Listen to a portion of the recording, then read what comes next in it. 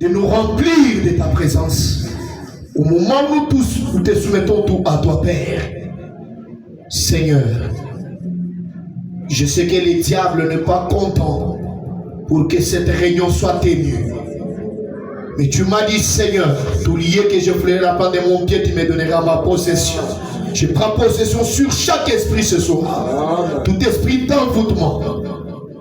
Je prends possession sur cela.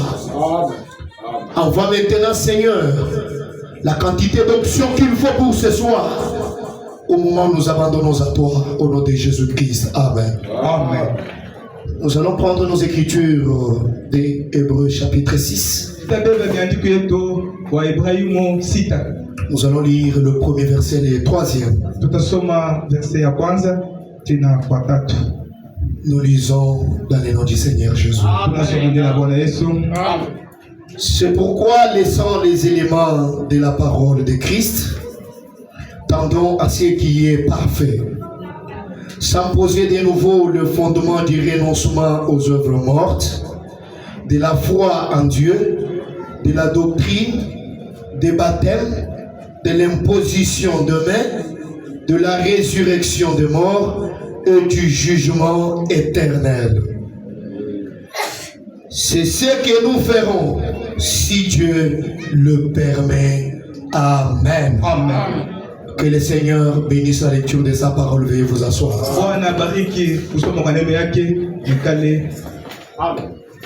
Avec ces écritures que nous venons de lire, ce sont bien sûr les écritures que nous avions lues le mercredi pour introduire le 6e chapitre des Épîtres aux Hébreux.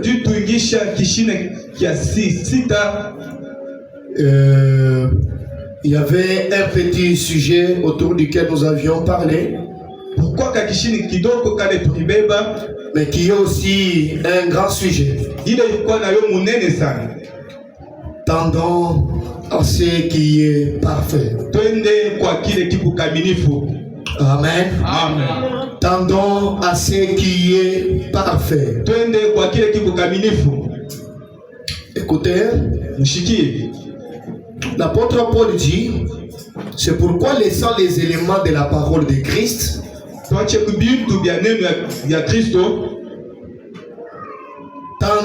à ce qui est parfait. Cela sans poser de nouveau les fondements du renoncement aux œuvres mortes.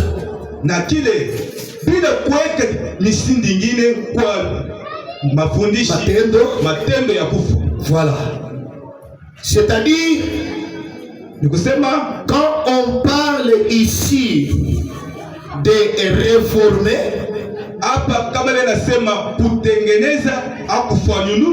cela veut dire la modification.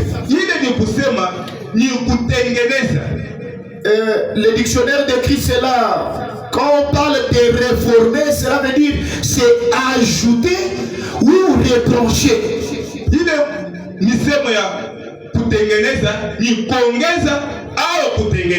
Voilà kutosha. Et Paul nous dit, on ne doit pas réformer. On n'a pas posé de nouveau les fondements du renoncement aux œuvres mortes. Amen. Amen. Et nous allons voir ces œuvres dans les messages. Hébreux chapitre 6, deuxième partie, tradition Shekinah. Deuxième partie. C'est un message prêché le 8 septembre 57. Paragraphe 51, je descends où Branham me dit ceci. Maintenant, permettez-moi de vous lire cela à partir du grec.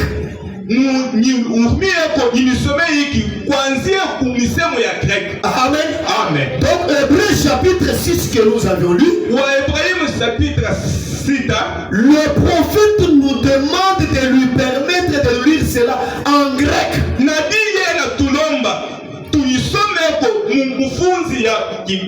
Et les grecs, ce sont les textes originaux.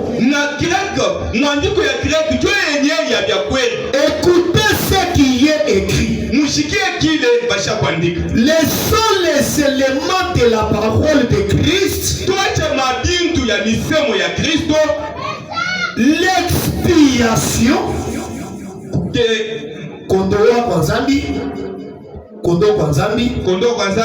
nous devrions nous avancer vers la Eh bien, je n'arrive pas à lire cela sans poser de nouveau la forme. Nous y sommes sans faire de nouveau une sorte de réforme. À partir des œuvres causant la mort.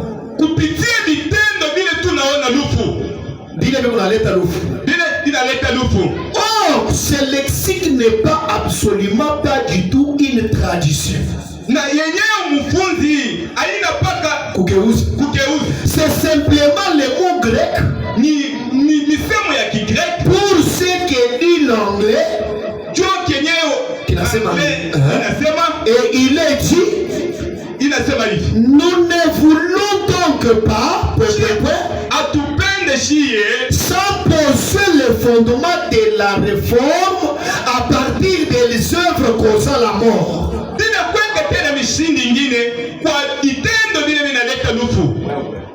Maintenant, si vous avez ceci en esprit, il dit ici que ce type de réforme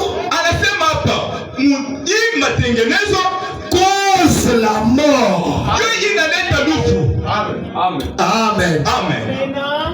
Paul a dit les seuls éléments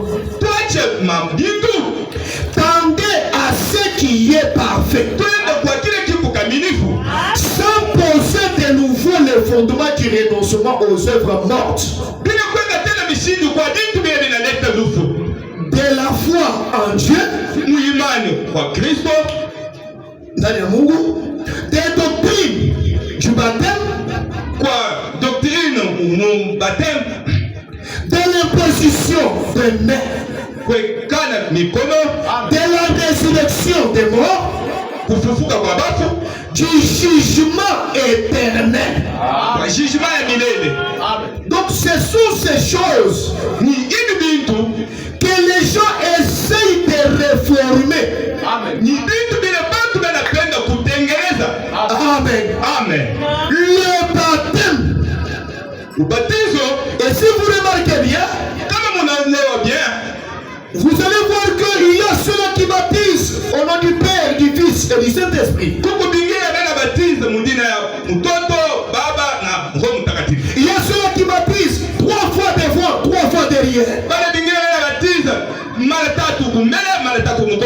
Et Branham dit ces choses ne se trouvent nulle part dans la Bible. Ce sont des réformes. Ce sont des choses que les gens essayent de faire. Ce sont les œuvres des hommes. Et toute œuvre de l'homme cause la mort. Et nous ne pouvons pas regarder à ces œuvres qui causent la mort. On ne peut plus nous steriliser sur ces œuvres-là. Nous devons maintenant regarder à quelque chose d'autre. Ce qui n'est pas la réforme de l'homme, mais ce qui est parfait.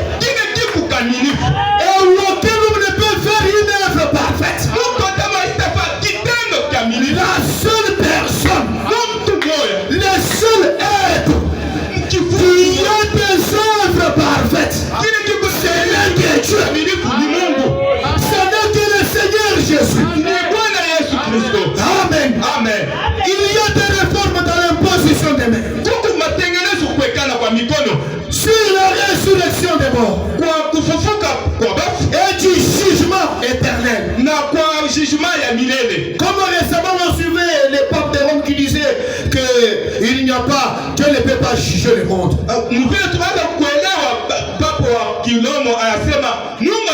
Dieu est amour. Même si on vit de n'importe quelle manière, il est amour. Il ne peut pas juger. Il ne peut pas jeter dans le feu. C'est quoi ça? C'est une forme de réforme. Et qu'est-ce que cette réforme cause? Ça ne cause pas la vie. Cela cause la mort. Et Branham dit, la mort c'est la séparation éternelle avec Dieu. Quand quelqu'un focalise sur les œuvres qui sont réformées par un homme, les œuvres faites par un homme, cela finit par produire la mort. Cela finit de séparer cet homme-là de Dieu. Amen. Voyez ce qu'il essaye de faire. Et baptiser en arrière, l'autre en avant, l'autre au nom du Père, le nom du Fils et du Saint-Esprit. L'autre au nom de Jésus. L'un comme ceci et l'autre comme cela. Et toutes ces différentes petites choses au sujet du baptême et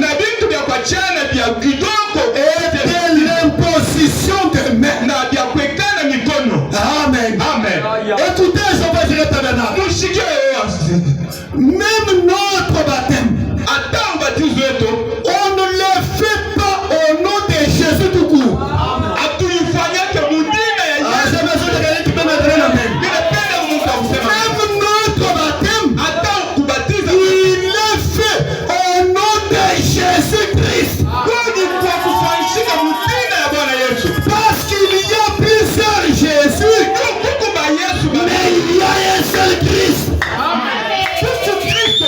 Amen. Un seul Jésus-Christ. Et c'est dans ce nom-là que nous baptisons. Quelqu'un va me dire, quand Jésus a envoyé ses disciples, il les a dit, allez faire de toutes les nations mes disciples, en les baptisant au nom du Père, au nom du Fils, au nom du Saint-Esprit. Amen. C'est Jésus qui a dit.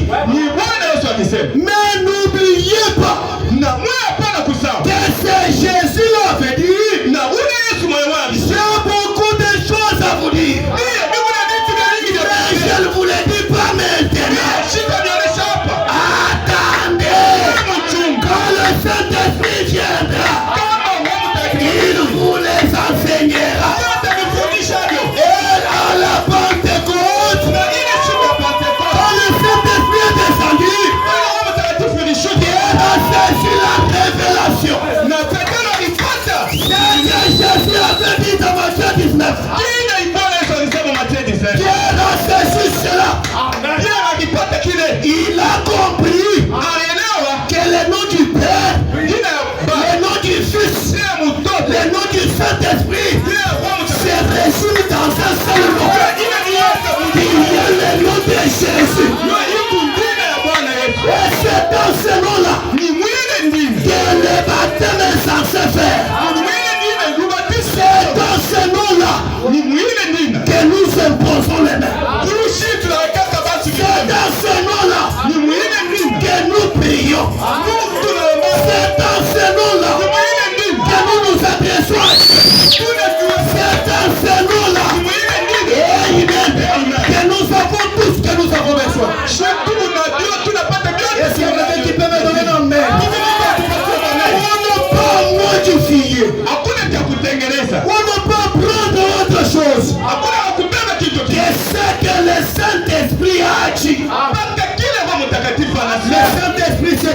enseignant. Lorsqu'il est dans les terres de l'homme, il t'enseigne les choses que la théologie ne maîtrise pas. Amen. Dieu soit béni. Il y a des gens qui disent j'ai le don d'imposition des mains. Alléluia. Pourquoi tu gonfles? Voici moi seulement je t'impose les mains. Si seulement j'ai pris. Ce sont des réformes. Même si toi tu pries et que la personne pour laquelle tu pries n'a pas la foi, cela ne produira rien. Il faut que la personne pour laquelle on prie puisse avoir la foi afin que cela produise le résultat. J'ai la puissance de Dieu. J'ai la puissance de Dieu. Laissez-moi vous dire, je peux appeler ça tout simplement de l'orgueil. Et l'orgueil précède de la chute. Sans Jésus, nous ne sommes rien. Sans Jésus, on ne peut même pas prêcher. Sans Jésus, aucun malade ne peut recevoir la guérison.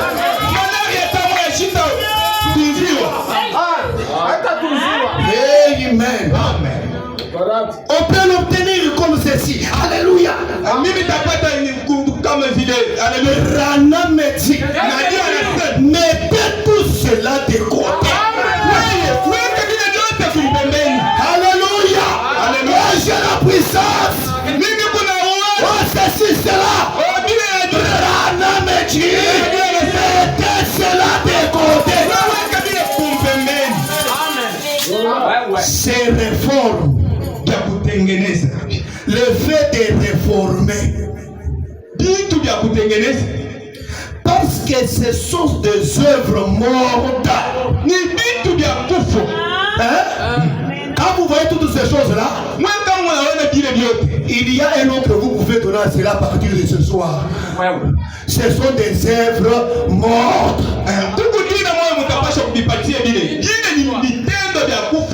Les baptêmes au nom du Père, du Fils et du Saint-Esprit, ce sont des œuvres mortes.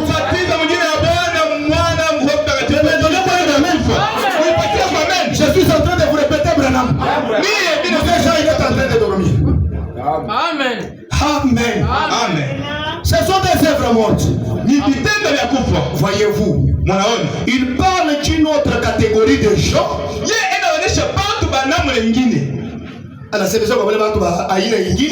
Il dit, éloignons-nous de cela et tendons à ce qui est parfait.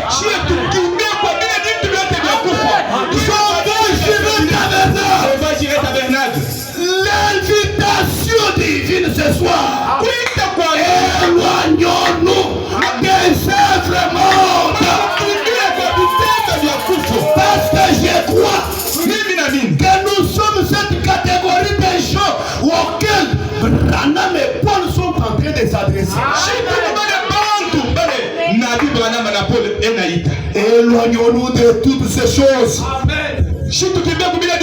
Éloignons-nous de cela. Soyez des maris. Ne vous approchez même pas. Laissez-moi dire encore quelque chose. Baptiser au nom de Branham, c'est une forme de réforme. Et ce sont des œuvres mortes. Ça cause la mort. Qu'est-ce que nous devons faire? Nous éloigner de cela. Amen. Amen. Éloignons-nous de cela. Étendons à ce qui est parfait. Vous comprenez? Ce qui n'est pas la parole, ce sont des œuvres mortes. Donnez-moi un amen. Donnez-moi un amen. qu'il y a un adorateur de William Branham,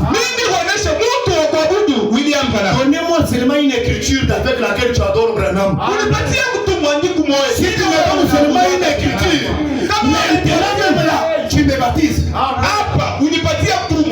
Il n'a jamais donné une écriture. Ce sont des œuvres mortes. Amen. Amen. Et l'église ne progresse toujours pas à cause de ces choses. Les œuvres mortes font que l'église ne puisse pas prospérer.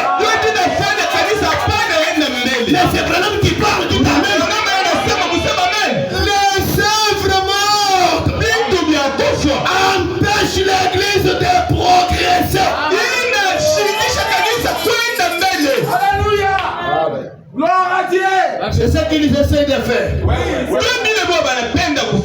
L'église hébraïque primitive essayait de dire.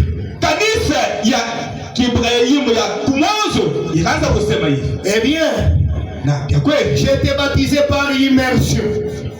Et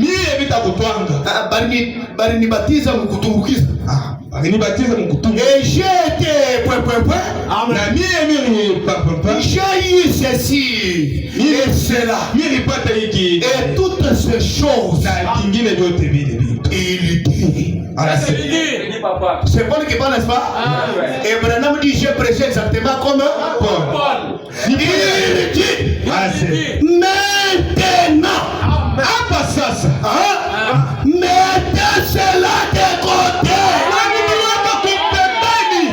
Oubliez cela. Mais alors a-t-il dit que nous ne devrions pas le faire? Et tu as maintenant écoutez, ce qu'il dit à ce sujet. Il dit, c'est ce que nous ferons.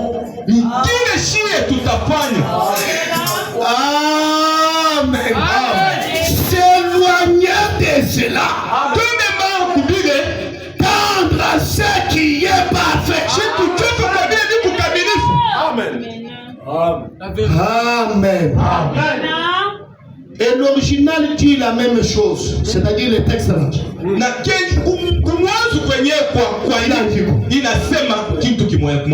C'est ce que nous ferons, si Dieu le permet. Les baptêmes, l'imposition de main et autres, mais cela n'est pas parfait. Amen.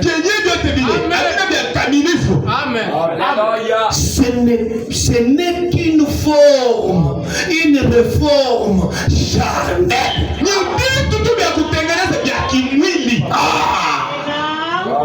Et c'est là que s'arrêtent les églises aujourd'hui.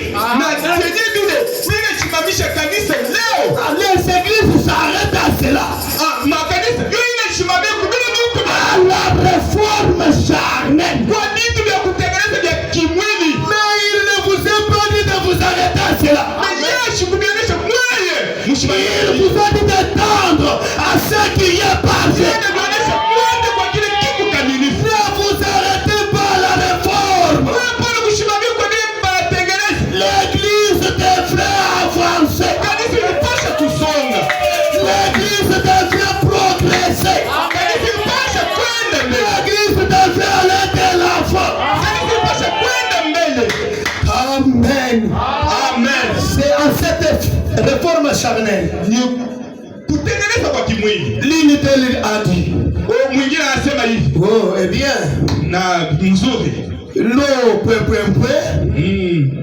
le mot baptême signifie ceci signifie cela. Et on a fondé des organisations. C'est vrai. On prend l'eau, dans un petit récipient. Dit que quelqu'un est venu prendre le baptême. Le prêtre commence à prendre de l'eau. Il met sur la tête de quelqu'un. Je te baptise au nom du Père, du Fils, du Saint-Esprit. Il s'arrête à cela. Mais l'église ne devrait pas s'arrêter à cela.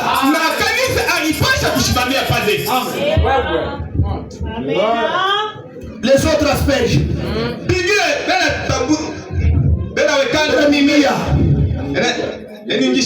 Ils aspergent à la mimi. Mimia, papa. Les autres versent de l'eau. D'autres baptisent en avant. D'autres en arrière. Et tous les restes. Certains imposent les mains aux malades. Et d'autres font des gens des apôtres. Amen. Les apôtres, où est ni archibishop, ni apôtre, ni surintendant. Et certains font des gens des prophètes. Prophète Eliel. Prophète Zachée. Et un prophète qui est fabriqué par les hommes. Et celui qu'on appelle le prophète là, c'est lui qui enseigne les filles d'autrui dans l'église.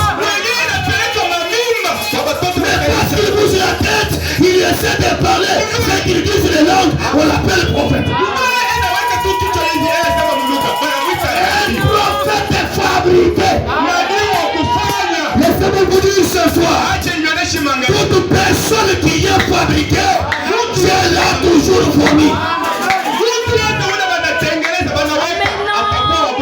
Regardez les sorts de Saïl. Un roi selon les cœurs des hommes, selon la pensée des hommes.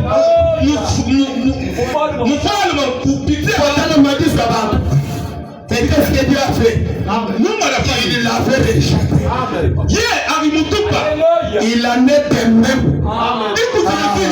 Traitez-moi comme vous voulez. Il en est de même que tous ces apôtres fabriqués. Il en est de même que tous ces prophètes fabriqués. Que tous ces pasteurs fabriqués. Que tous les prédicateurs fabriqués. Dieu les rejette. Donnez-moi un amen. Ceci, ce sont des prophètes. Ainsi de suite. Par l'imposition des mains. Et il prêche la résurrection d'entre les morts. Ce qui est très bien. Et la divinité suprême de Christ. C'est très bien. Mais il dit tout cela, ce sont des réformes formalistes. Alléluia. Amen. Vous avez déjà vu quelqu'un qui prêche que Jésus est Dieu. Mais d'après Paul et mon prophète, ce sont des réformes.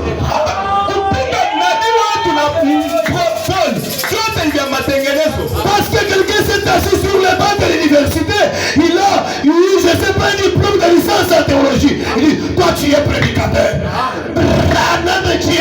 Ce sont des réformes.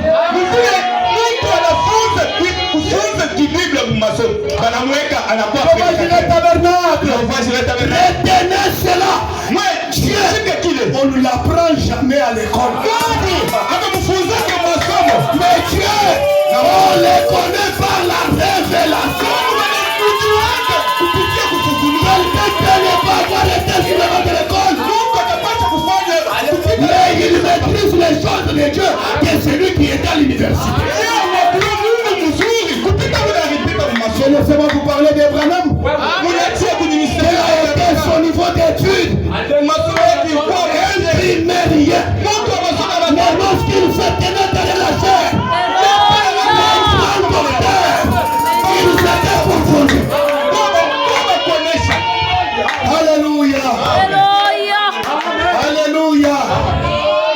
Alléluia. Tout cela, ce sont des réformes formalistes. Nous avons fait des réformes.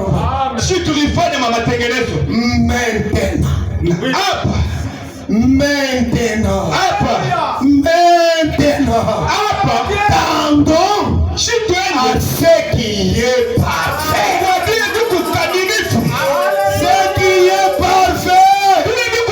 ne peut plus se modifier.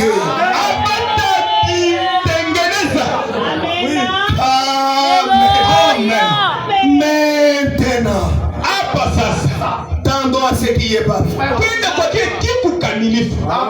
Alléluia. Vous comprenez? Ne fabriquez jamais les gens. Comme celui-ci parle un bon français, celui qui doit être notre prédicateur. Nous, si le pasteur n'est pas là, c'est lui. Prenez même quelqu'un qui parle, qui kanyoka, mais qui connaît Dieu. Il y a Dieu. Et de prendre une personne parce qu'il parle le mot français.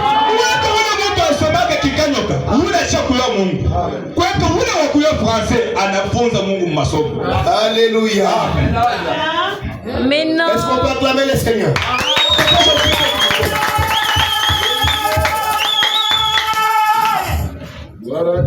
C'est vrai. Le même message, le chapitre 6, première partie. Je suis au point 79. Je descends Wembedi.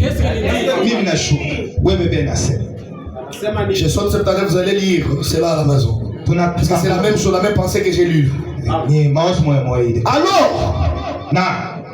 toi, Jéhovah Jireh Tabernacle, parce que Branham a parlé de Branham Tabernacle. Moi, mon église, c'est Jéhovah Jireh Tabernacle. Alors, toi, Jéhovah Jireh Tabernacle. Point. Oui. Wow. Je sais. Amen. Nous avons des guérisons. Amen.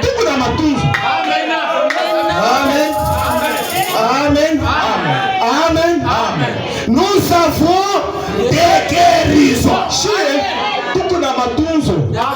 C'est merveilleux. Nous avons des visions. Alléluia. Oui, je suis allé ce soir. De reconnaître que nous avons reçu ces choses parmi nous.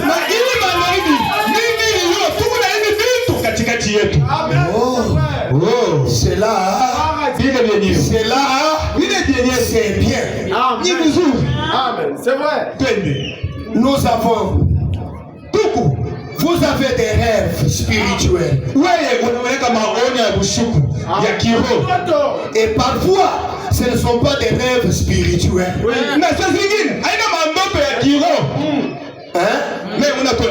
Pasteur, uniambia mbele tu ndoto hii maana yayo. Kuku bingine unaona ni cauchemar. Bila mamani. C'est cauchemar. Il y a aussi des visions spirituelles, des rêves spirituels. Nous essayons d'aider les pauvres. Nous essayons d'aider les pauvres. Nous faisons ce que nous pouvons. Wow, cela c'est très bien. Mais ce n'est pas ce dont nous parlons maintenant.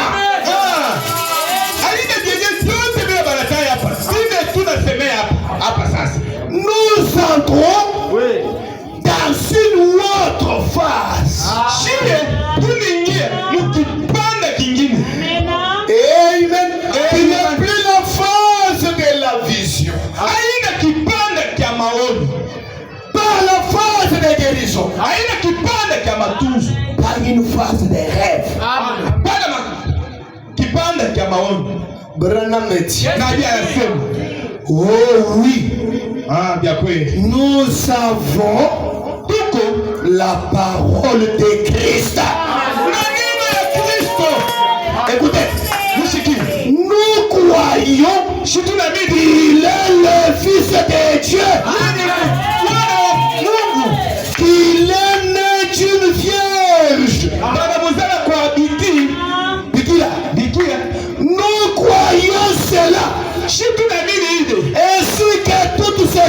choses, c'est merveilleux. C'est vraiment merveilleux. Mais laissons cela. Tendons vers la perfection. Paul nous avait dit au chapitre 5 des Hébreux. Au lieu d'être des adultes qui mangent de la nourriture solide, nous sommes encore là au lait maternel. C'est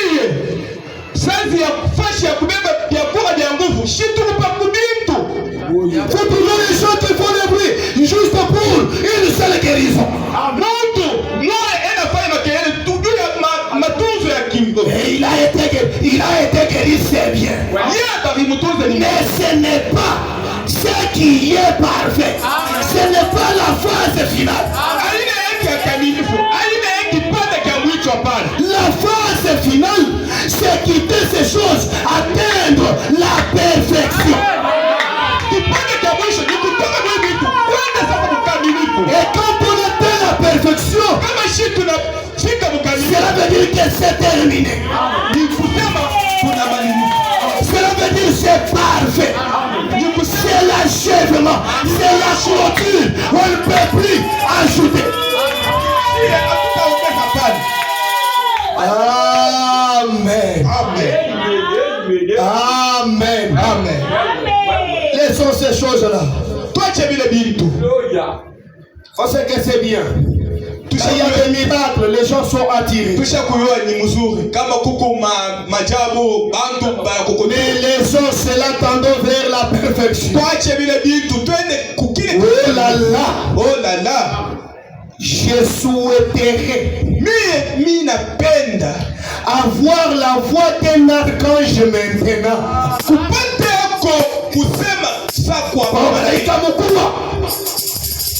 Pour amener ceci à un point où vous pourriez le voir.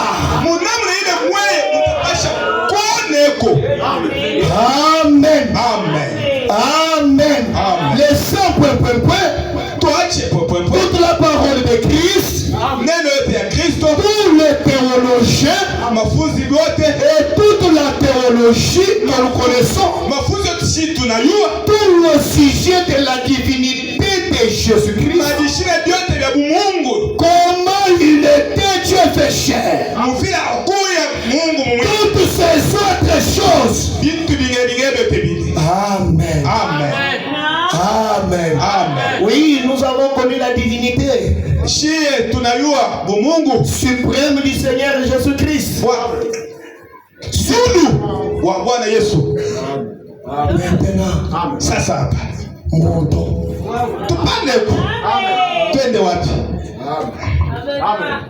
Suivez maintenant. Ici, le jugement est utilisé dans le sens d'éternel. Cela signifie pour toujours.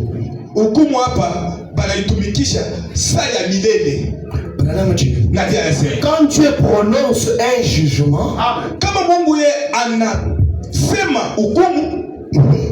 c'est pour toujours.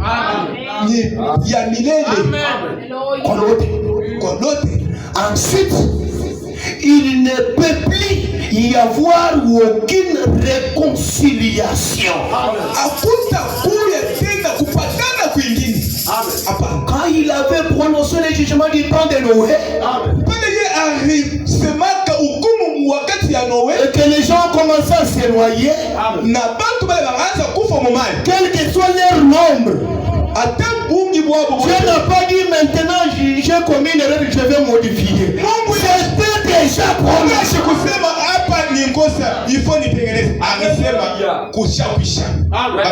Quel que soit le nombre, ça ne m'importe pas. Comme ma parole leur a été envoyée et qu'ils ont rejeté cela. Quel que soit leur nombre, même s'ils meurent, ça ne m'importe pas.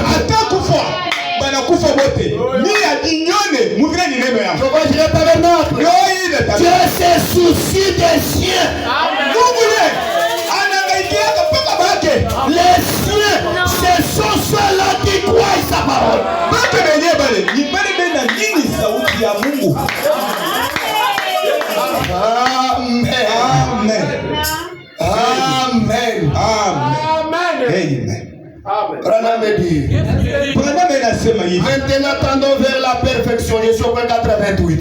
Shie twende kwa kile kikamilifu. Jésus a dit. Yesu anasema. Pour ceux qui notent parce qu'il répète ici, c'est dans Matthieu 5. Kwa bale benaandika. Jésus a dit. Jésus. Soyez parfaits. Yesu anasema mkuwa bakamilifu. Comme votre Père céleste est parfait. Mvile baba yenu wa mbingu eko akamilifu. Moi je suis un homme. Il n'y a pas moyen que je sois parfait. Ici, Jésus a donné l'ordre.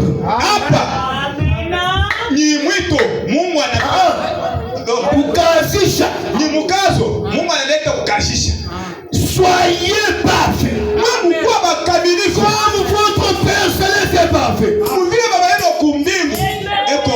Et nous sommes tous condamnés.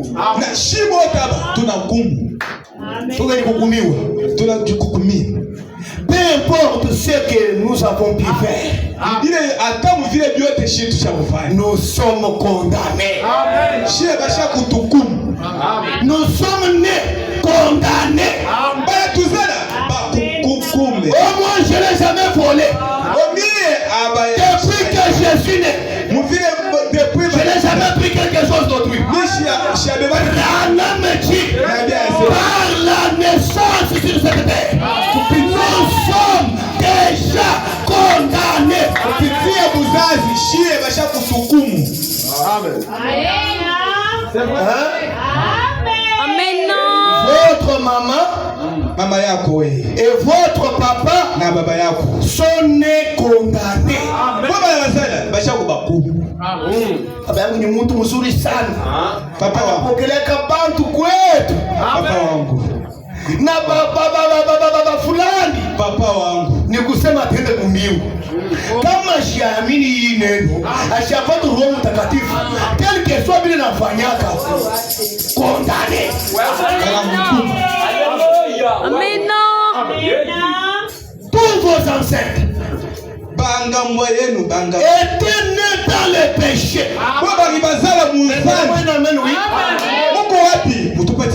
Formés dans l'iniquité. Comment allez-vous donc obtenir cela? Vous allez obtenir la perfection comment? Parce que tes ancêtres nés condamnés. Ton père, ta mère nés condamnés. Toi-même nés condamnés. Comment tu vas obtenir cela? Vraiment. Amen. Amen. Branham dit.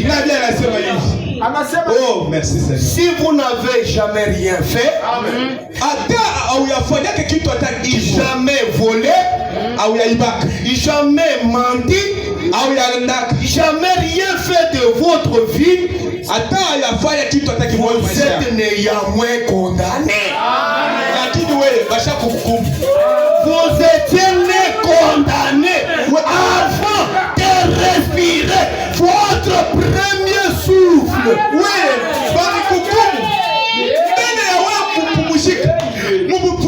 Vous voyez quand le bébé est né, avant même qu'il puisse respirer,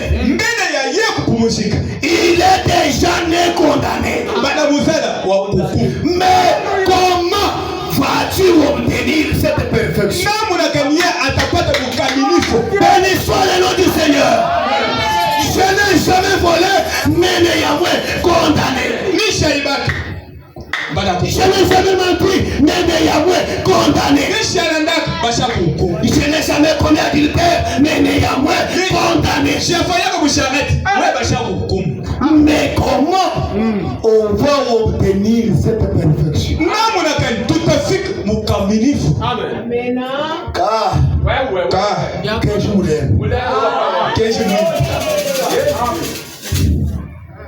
Écoutez, le même message. Point 89. Point 89. C'est Hébreu 6, première partie. Oui. Hébraïm aussi. Je descends. Minashuka. Regardez. Mwangari. Passons juste un moment dans Hébreu. Shie tupate kukuishe kunamna moyo. Kipanda kimoja. Le chapitre 10, écoutez attentivement. Je vais lire un peu au chapitre 9. Amen. 10 na 9. Mitaseme kukado. Mais Christ est venu comme souverain, sacrificateur des biens à venir. Na Kristo anakuya namuna Souverain, sacrificateur des biens à venir. kwa vitu vile vinakuja. Ah, maintenant j'ai besoin de l'élève intelligent. Mimi napenda hapa watu wakili. Quelle est la faiblesse d'un souverain sacrificateur? Udhaifu kwani mkubwa ni nini? Donnez-la le micro. Ya. Quelle est sa faiblesse? Udhaifu wake ni nini? Il vient pour partager nos souffrances. Acclamons d'abord très fort pour elle. Mais ce n'est pas pour nous autres. Quelle est sa faiblesse? Qui peut ajouter? Ni nani ataongezeko? Ni kuhurumia. Que Dieu vous bénisse. Amen. Acclamons très fort pour lui. Unipigie kwa mikono. La faiblesse d'un souverain sacrificateur, Udhaifu wake c'est pardonner. yeye kuhurumia. Dans cette condamnation, Mungu mkubwa. où nous étions nés, Kile bamituza. Jésus Yesu était venu yeye anakula. souverain sacrificateur. Mungu ni mkubwa. Cela veut dire à la place où je devrais être condamné, Pale balipasha et c'est lui fait, il me pardonne. Hey man. Alléluia. Amen. Amen.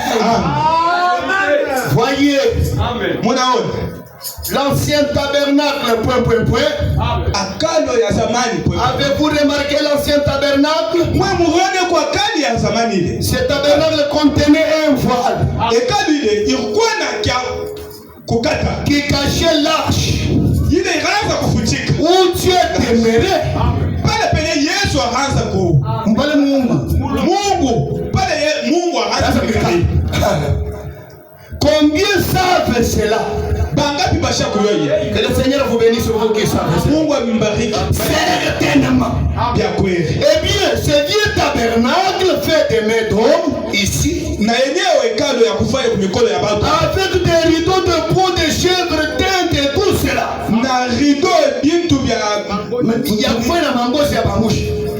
Et on en a fait un tabernacle pour cacher la présence de Dieu. balifanya hekalu juu bafukushi Combien savent ni bangapi basha kuyo. qu'un seul homme pouvait y entrer? Mtu tu moja alipasha Que kuingia. le Seigneur vous bénisse. Amen. Qui était cet homme-là? Aaron. Que le Seigneur vous bénisse. Amen. Qu'un seul homme pouvait y entrer par an. Ni mtu tu moja. Certainement. Ni vya kweli. Et c'était Aaron.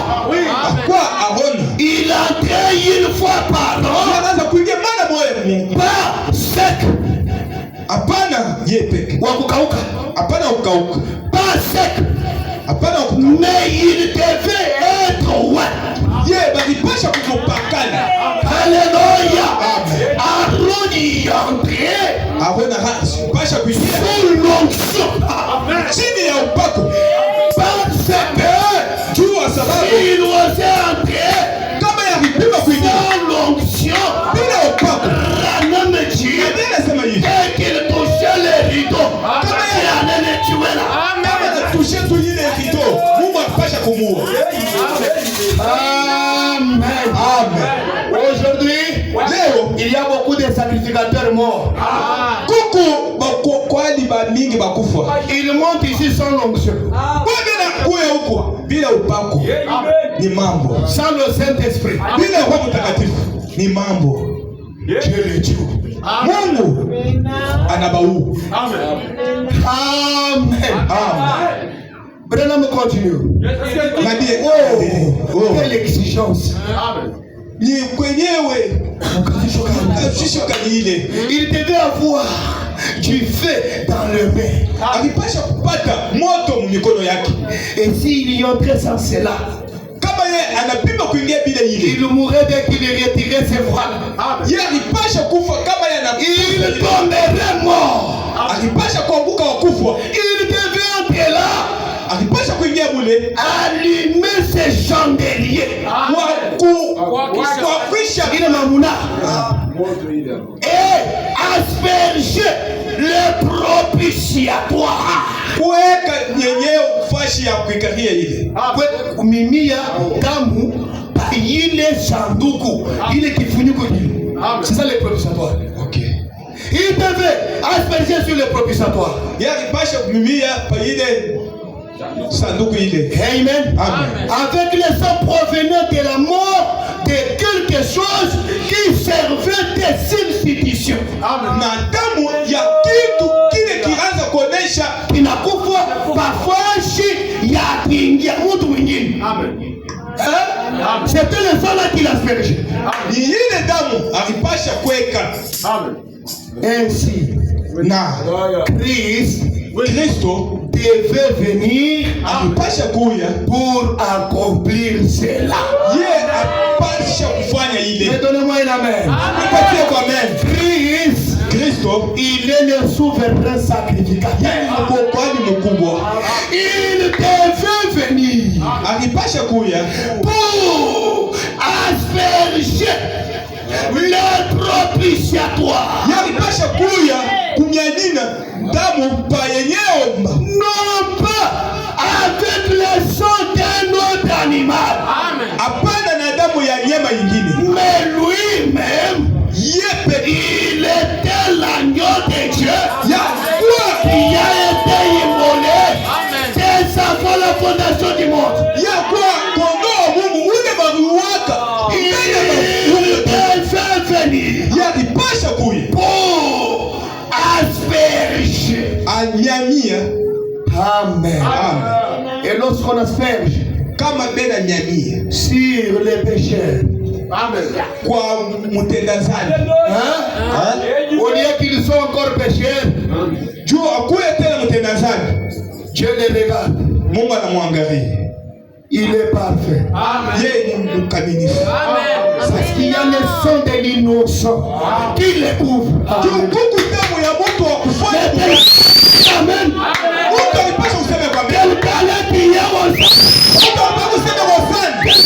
Gloire à Dieu. À la place de la condamnation, il reçoit la perfection. À la place de la condamnation, il reçoit le pardon.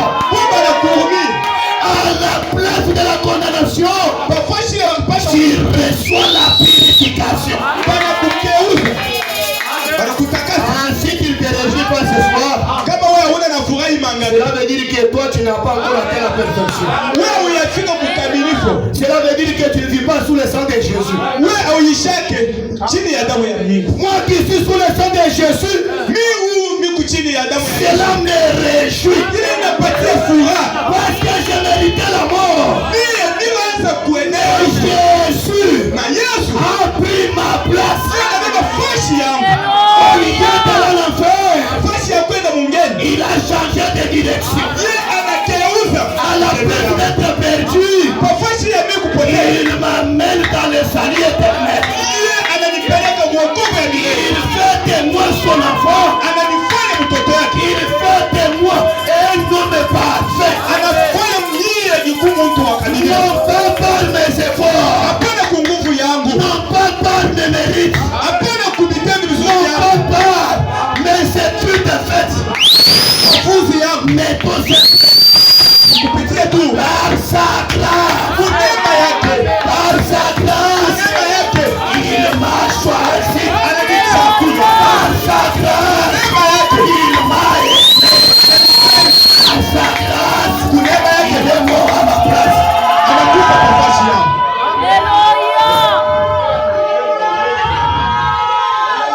Si tu n'es pas content, hakuna na furaha. Ni kusema hivi. Amen. Amen. Imaginez-vous. À la place où toi là qui devais mourir. Parfois si le wewe ukipasha kufa. Toi-même tu y es conscient. Wewe ushakujua peke yako. Que tout ce qui me mérite moi ici, ce n'est que la mort. Mais quelqu'un d'autre se lève. Écoutez, parce que tu lui as même demandé.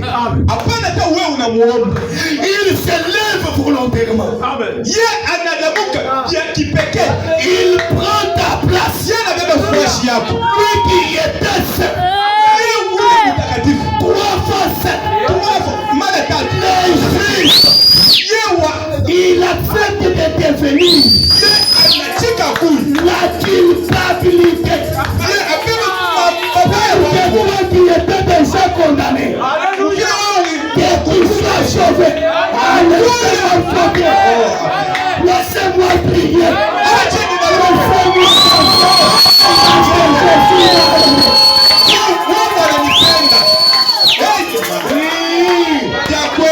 Ça mérite de faire la folie. Oui. Laissez-moi faire la folie. Quand il est sérieux.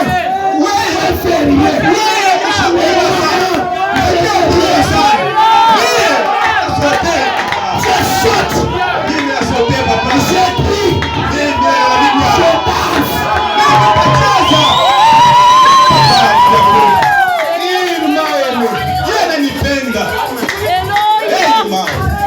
Il m'a aimé.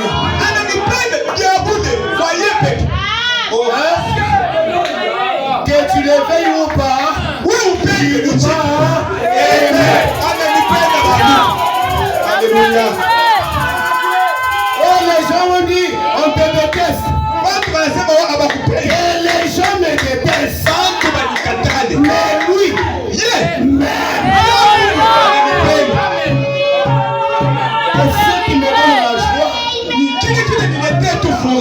ce qui me donne la joie, c'est parce que lui-même.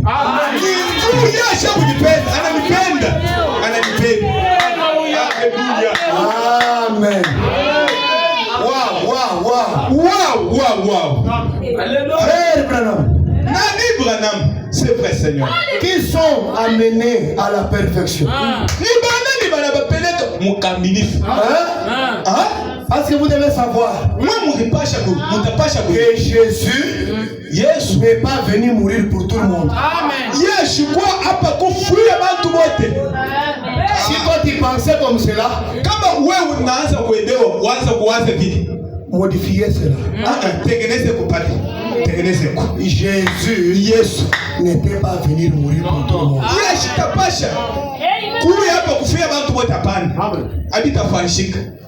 Qui sont amenés à la perfection. Vous êtes là? Oui. Hébreux chapitre 6, deuxième partie.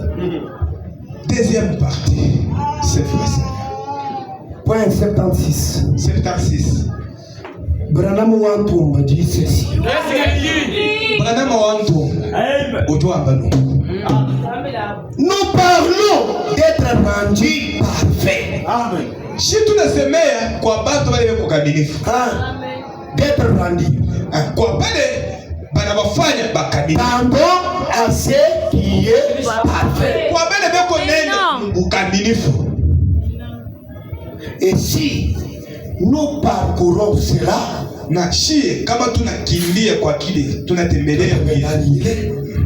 nous découvrirons que ceux qui sont rendus parfaits, ce sont les élus.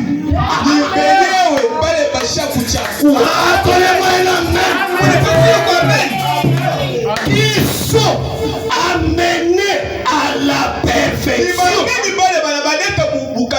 Ce n'est pas n'importe qui. Mais ce sont les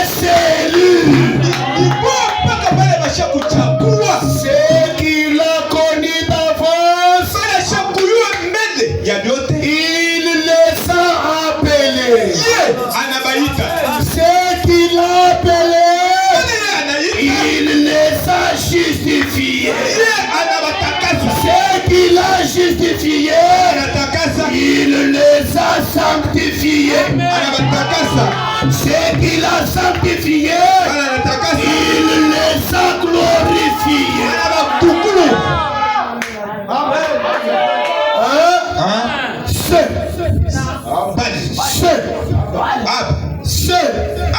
Pas tout le monde.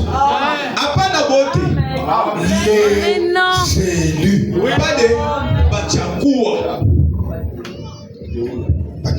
Ce sont les élus. Ce sont les élus que Dieu a vus. Chacun d'eux, avant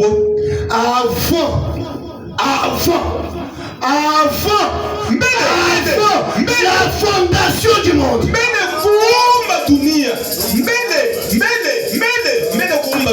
je ne suis pas un élu aujourd'hui. J'ai été élu avant même la fondation du monde. Vous voyez quand Dieu créait, les étoiles du matin chantaient. Il poussait des cris de joie. Il dansait. Il jubilait. Ce sont ces gens-là qui sont les élus qui devront être amenés à la perfection.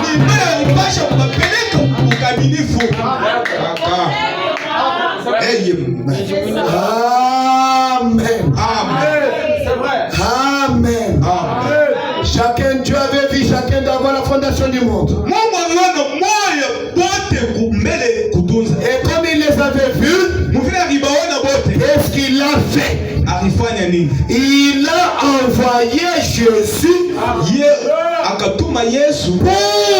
racheter ces gens.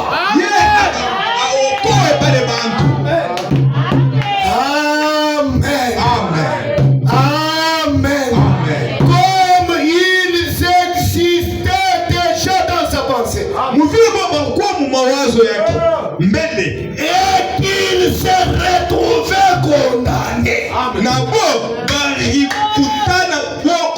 Dieu a envoyé Jésus pour racheter ces gens. Ces élus pour qu'ils soient rachetés. Et quand quelque chose est racheté, cela ne peut pas être revendu. Si Jésus m'a déjà racheté, je suis racheté. Si Jésus m'a déjà sauvé, je suis déjà sauvé. Si Jésus m'a déjà élu, je suis élu. Amen. Alléluia. Béni soit le nom du Seigneur. Il a envoyé Jésus pour racheter ses gens. Amen. Et non le monde entier.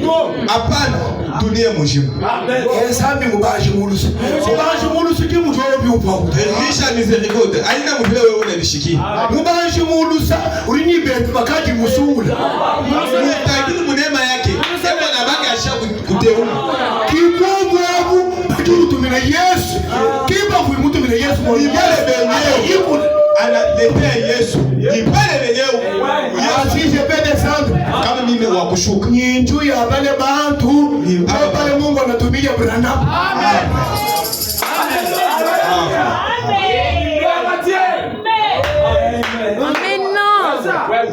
C'est la vérité. Non le monde entier. Hapana dunia mwisho. Fanya kilo hivi. Non le monde entier. Utafanya kazi yako ya biabule. Abana bote, abatachika. Alléluia. Amen.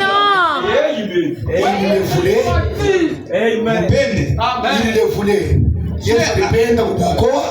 Alipenda kubaokoa. Mais il devait frayer un chemin pour ceci. Na yeye alipasha kufungula barabara moja tu kubapata. Tu as bateule tout.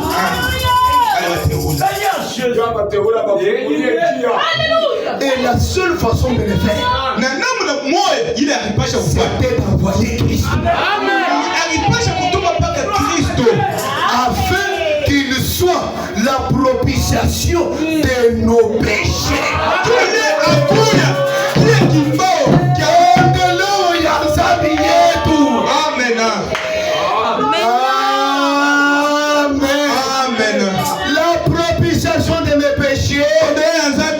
C'est Christ. Jésus. Donnez-moi un amen. Le temps me fait défaut. Ça, il n'a pas négocié. Le temps. Wakati, ça. Le temps. Wakati, ça. Merci Seigneur. Afin qu'il soit la propitiation de nos péchés, afin qu'il puisse amener à lui dans la gloire ceux qui ont été élus.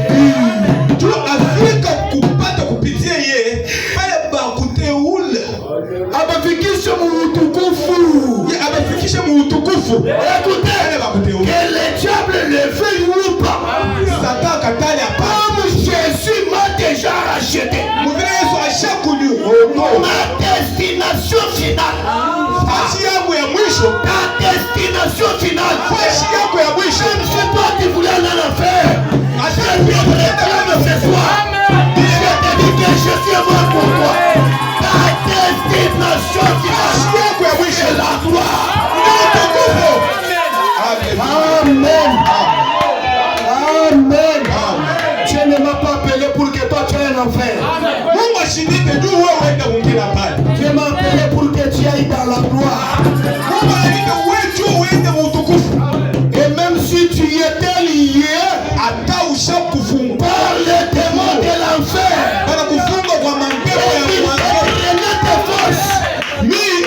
il te drainait tes forces pour que toi tu aies un enfer. Ce soir, en tant que berger, je réclame ton âme.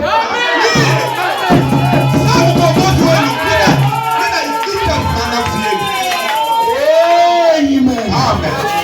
Sois adoré Jésus. Je réclame ton âme. Au nom de Jésus, je réclame ton âme. Même si tu vivais en coulisses, même si tu vivais, même si tu t'es prostitué, et que nous ici on ne connaissait rien, ce soir, je te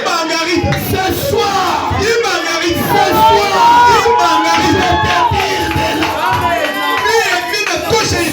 de là. Sors de là.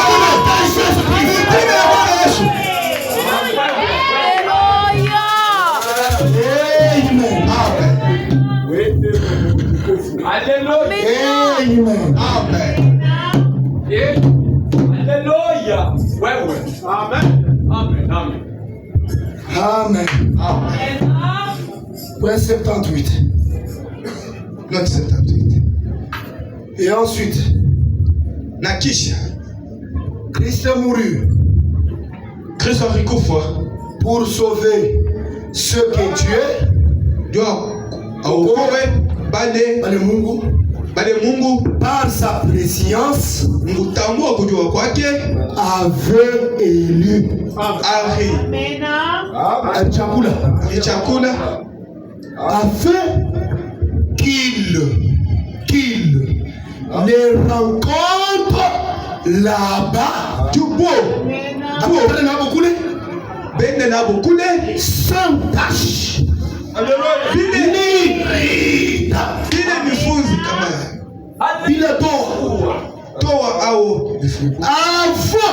la fondation du monde, kuumba dunia. Écoutez. Il vous a vu dans la gloire. Aliniona mtukufu. Maintenant, toi qui dis que je vais aller en enfer ici. Sasa wewe huyu unasema mimi tena mungeni. Ce n'est pas ce que Dieu a vu. Aina kile Mungu anaona. C'est vrai. Alléluia. Yeye vous a vu dans la gloire. Amen. C'est ce que la Bible dit. Tout kenye Biblia inasema. Alléluia. Amen. C'est vrai. Or, si Dieu a fait cela, kama Mungu alifanya ile, je suis en train de terminer.